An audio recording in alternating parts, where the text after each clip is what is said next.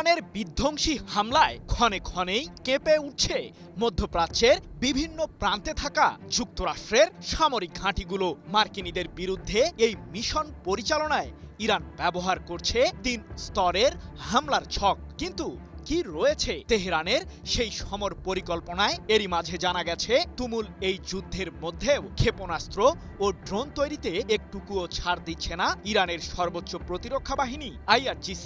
তবে কি আরো শক্তিশালী ক্ষেপণাস্ত্র তৈরি করে ফেলেছে তেহরান? মার্কিন প্রেসিডেন্ট ডোনাল্ড ট্রাম্পের লক্ষ্য এখন ইরানের তেল সমৃদ্ধ অঞ্চল খার্ক দ্বীপের দখল নেওয়া। কিন্তু তেহরানের কঠোর প্রতিরোধ বলয়ের সামনে কি টিকতে পারবে মার্কিনীদের স্থলবাহিনী? প্রশ্ন হলো, কোন দিকে যাচ্ছে চলমান যুদ্ধের এই গতিপথ?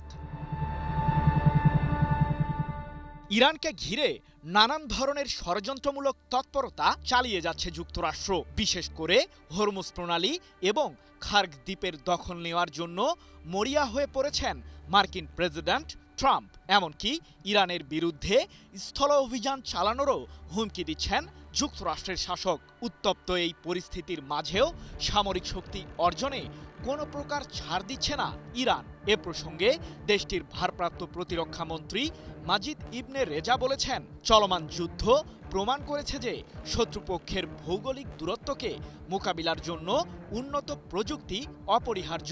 তাই যুদ্ধের মাঝেও ক্ষেপণাস্ত্র, ড্রোন এবং অন্যান্য সমরাস্ত্র উৎপাদন কয়েক গুণ বাড়িয়েছে ইরান। এদিকে মার্কিন সামরিক বাহিনীর আগ্রাসনের পাল্টা জবাব দিতে ইরান বাস্তবায়ন করছে ৩ স্তরের হামলার ছক।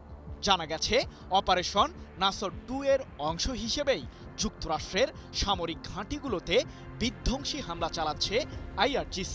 বিশেষ করে ইরানের সর্বোচ্চ এই প্রতিরক্ষা বাহিনীটির সামরিক বহরে থাকা ক্রুজ মিসাইলগুলো যুদ্ধের ময়দানে ব্যাপক সফলতা আনছে। এ প্রসঙ্গে IRGCর দাবি, প্রথম স্তরের হামলায় বাহরাইনের আল শাখির মার্কিন বিমান ঘাঁটি লক্ষ্য করে তীব্র হামলা চালায় ইরান। এ সময় যুক্তরাষ্ট্রের ওই সামরিক স্থাপনাটিতে থাকা ড্রোন রক্ষণাবেক্ষণ ও সংরক্ষণ কেন্দ্রে দফায় দফায় মিসাইল হামলা চালায় তেহরান। আর এতেই পুরোপুরি ধ্বংস হয়েছে মার্কিনীদের ওই লক্ষ্যবস্তুগুলো। এছাড়াও দ্বিতীয় ও তৃতীয় স্তরের হামলাগুলোতে বাহরাইনের সালমান বন্দরে থাকা যুক্তরাষ্ট্রের TF-59 মডেলের জাহাজ প্রস্তুতকরণ কেন্দ্রে হানা দেয় IRGCর ক্ষেপণাস্ত্রের বহর, যার ফলে মার্কিনী ওই স্থাপনার ব্যাপক ক্ষতি হয়েছে। সেই সাথে কুয়েতের আরিফজান ঘাঁটিতে থাকা যুক্তরাষ্ট্রের বিশেষ বাহিনীর ব্যবহৃত সহায়তা ও সরঞ্জাম হ্যাঙ্গারগুলোকে সম্পূর্ণভাবে ধ্বংস করেছে ইরান। এক প্রতিবেদনে বিষয়টি নিশ্চিত করেছে ইরানের রাষ্ট্রীয় সংবাদ মাধ্যম IRNA। তবে কি মধ্যপ্রাচ্য থেকে মার্কিন সামরিক বাহিনীকে বিতাড়িত করার পরিকল্পনার অংশ হিসেবেই এমন জোরদার হামলা চালাচ্ছে ইরান?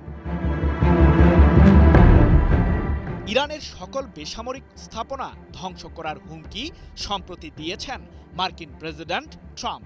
সেই সাথে তিনি এটিও দাবি করেছেন যে ইরানের ক্ষেপণাস্ত্র ও ড্রোনের সক্ষমতা ফুরিয়ে যাচ্ছে। তবে যুক্তরাষ্ট্রের শাসককে বৃদ্ধাঙ্গুলি দেখিয়ে IRGC জানিয়েছে, মার্কিন সামরিক বাহিনীর আগ্রাসনের প্রতিশোধ হিসেবে ক্ষেপণাস্ত্র ও ড্রোন দিয়ে তাদের বিরুদ্ধে বিধ্বংসী হামলা অব্যাহত রয়েছে। এই যুদ্ধ যদি বছরের পর বছর ধরেও চলে, তবে একেবারে শেষ দিন পর্যন্ত মার্কিনীদের বিরুদ্ধে আমাদের মিসাইল ও ড্রোনের বহর বর্ষিত হতে থাকবে। দেশ জুড়ে যে কোনো কেনাকাটায় 10,000 টাকার বেশি অফার, তাই পেমেন্ট মানেই বিকাশ। বিশ্লেষকদের দাবি, এবারের যুদ্ধে পারস্য উপসাগরীয় অঞ্চল থেকে যুক্তরাষ্ট্রের সামরিক শক্তিকে বিলীন করারই ছক এঁকেছে ইরান, যার কারণে মার্কিনীদের সাথে আপোষে যাবার কোনো ইঙ্গিত দিচ্ছে না তেহরান। তবে ট্রাম্প যদি তার আগ্রাসী আচরণে লাগাম না টানে, তাহলে নিজের বিপদ নিজেই ডেকে আনবেন তিনি। ফলে মধ্যপ্রাচ্যের নিয়ন্ত্রণ হারাতে হবে যুক্তরাষ্ট্রকে। সৃজন মাহমুদ, নিউজ 24।